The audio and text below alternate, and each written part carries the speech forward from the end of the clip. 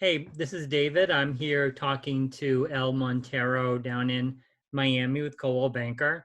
And I just wanted to get an update on how things are going for you down with COVID and any changes that you have made down there. And I'm just kind of curious, why don't you tell us a little bit about you and what you do down in Florida? Hi, David. Thanks so much for inviting me to join you today. So, about myself, I am a realtor with Coldwell Banker. I have grown up in Miami. Won't say how many years I've spent here, but 22, almost 22 of those years has been in the real estate industry. I've Mhm. seen South Florida change quite a bit from being just sun and sand to now there's lots of vertical living here in Miami. We certainly are trying to somewhat compare ourselves to our friends in the Northeast with our high rises. And we have actually quite a number of Northeastern friends and snowbirds, even from Canada, Central South America, that come here. So they're more accustomed to the high rise living and have found this to be a nice, sometimes even becoming a first home for people, or and a second or even third home. Great. I primarily do residential real estate. And I think one interesting fact is that when people think of Miami, they think of the beach, but Miami is really Miami-Dade County. We're made up of lots of different cities. We're a good mix of the population. And honestly, here you can find everything from sun and sand to horse country to farmland. So there's a very diverse prospect of real estate, whether you want to kind of have a green acres type of lifestyle or a luxurious high rise overlooking the ocean.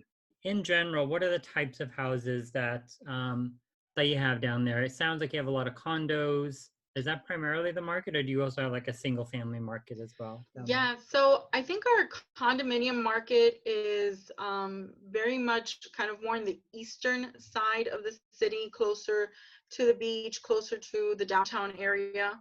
I find that a lot of the people who reside in the condominiums, sometimes people who have already downsized Hmm. from homes, single family homes looking for less maintenance. Hmm. People again coming for that being their second or third home that they come to. But when you get into kind of the more western and middle end of the city, and you can go south and north, really we're made up a lot of single family homes. Miami is certainly an area that many people come to establish roots, to have those families. We're also a multi-generational culture here. I think a lot of the Latino or Hispanic communities, have parents or grandparents that live with them. Children tend to live a little bit longer in the homes. So we have a lot more of also single family homes, and then people move on as the next chapter in life approaches them. Well, that's great. So it sounds like then houses that have probably some kind of either in-law apartment would work out well, but do they need to have like a separate unit or in-law unit, or is it pretty much the family is more communal in how they would live You know, together? there's a yeah, there's a good mix of that. Like for my household, actually, when I was a child, my grandparents basically were the third bedroom of the home. Okay. My parents added to it, and they lived there together but independent at the same time. Mhm. There are some homes that are structured that way. There are other homes where, depending on the municipality, they're able to get a permit for what's called a granny flat, and they're able to take a portion of the house and provide a opening or entryway rather that's independent of the home for an older person or immediate parent to live in. And what's very interesting in the last couple of years, Lenoir, who is a national builder, Mm. started to build what are called next gen homes or next generation homes. And what they did is that in the ground floor, if you had a two-story, you would have just that, a bedroom with a bath. You would enter through the bathroom in essence, that would also kind of go outside to a pool if you had one. Think of a cabana bath in that Mm. sense. and that could be the entrance that would just go to a downstairs bedroom. They also made if you had an older child, for example, or even a parent, over the 2-car garage, which was independent from the house. So the garage was now not attached. That garage had a studio, a really nice studio, full kitchen with washer dryer above the garage. And so that was also actually something that a lot of people looked at, because whether they needed or didn't need it now, if they needed it now, great. If they did not, actually, it then became a source of income. And they are able, because it was legalized and built that way, they were able to, in essence, rent out or lease out that portion. And it certainly helped with their mortgage payments at the end of the day. So that was a very interesting change. And we continue to see that type of building happening here.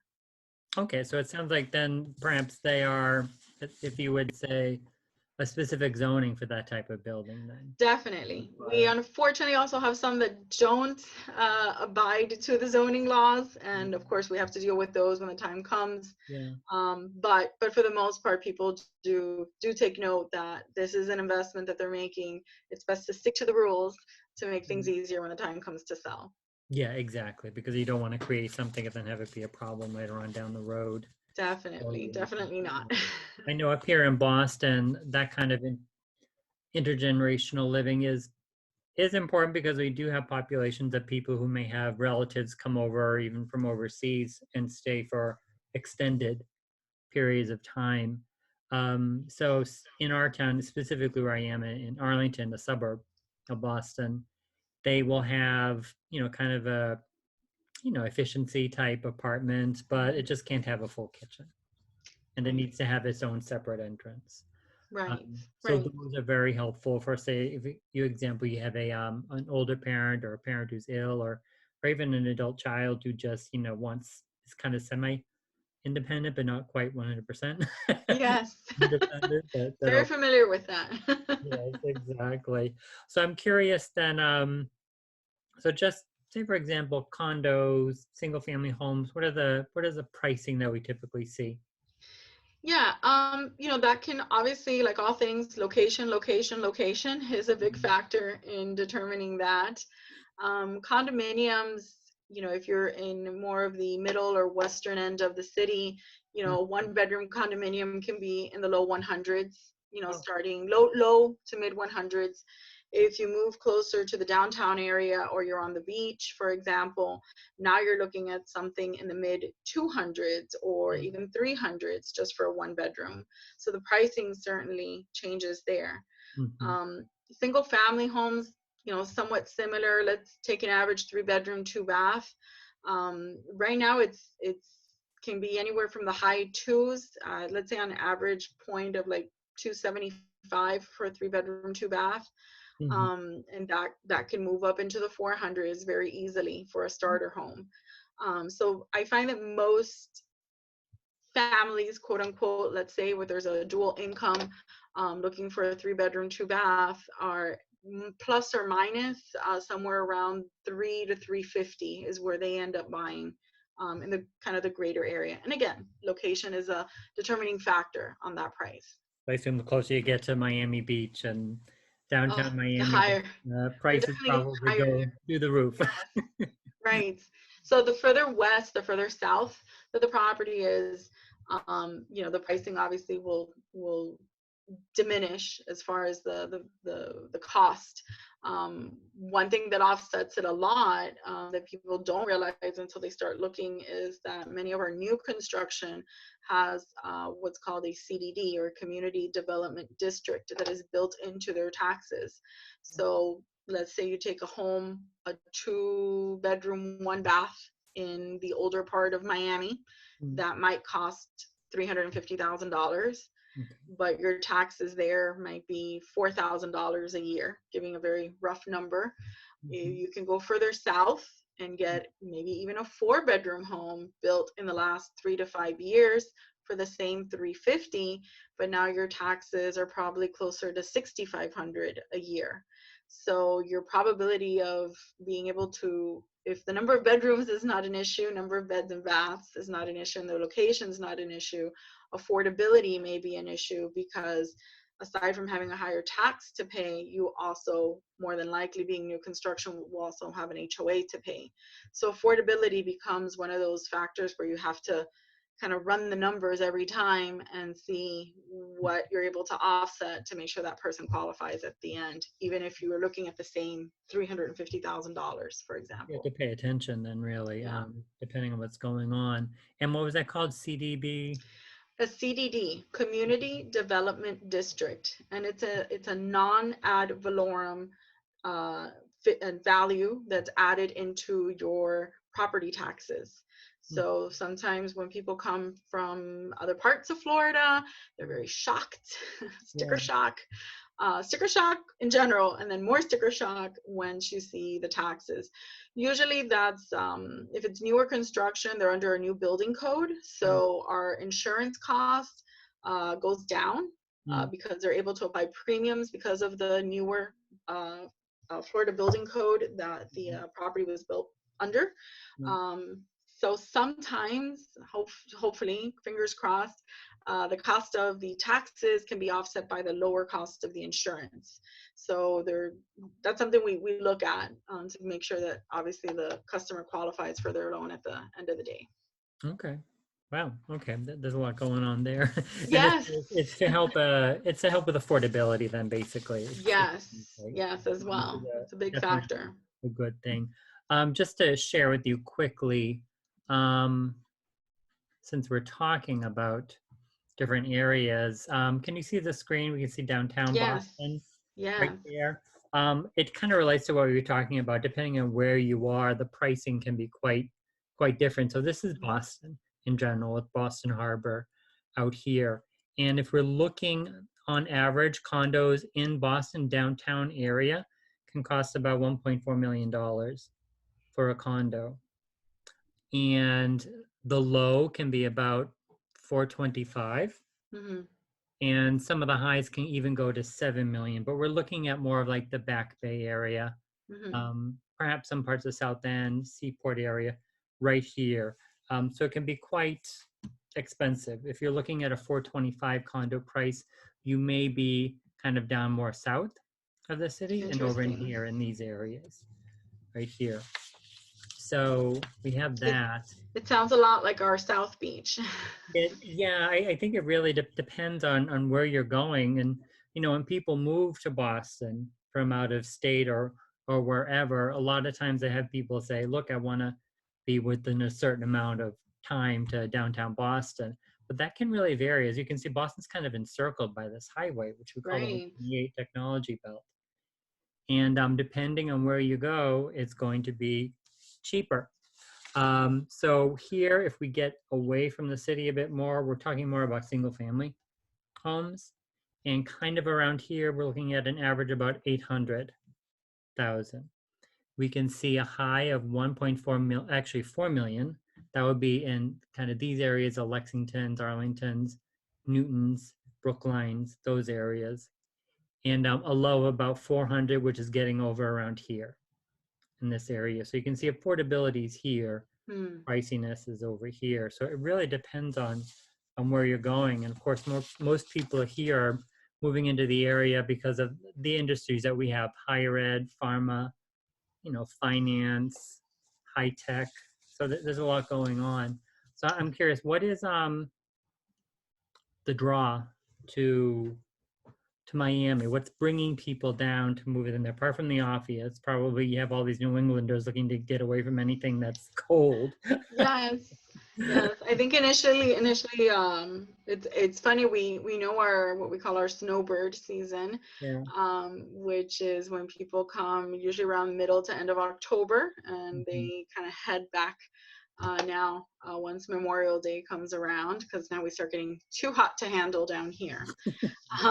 But actually, taxes, even though, I referenced about new construction further south or newer construction having those taxes, in general, though, we don't have a state tax that people pay here in Florida. That's right. Yeah. So that is a big, big item where a lot of people have a home here where they make sure that at some point or another they stay 6 months and a day in order to claim to claim their homestead Yeah. in Florida, and that's actually a big factor. We have a lot of actually a lot of athletes, people in the different music and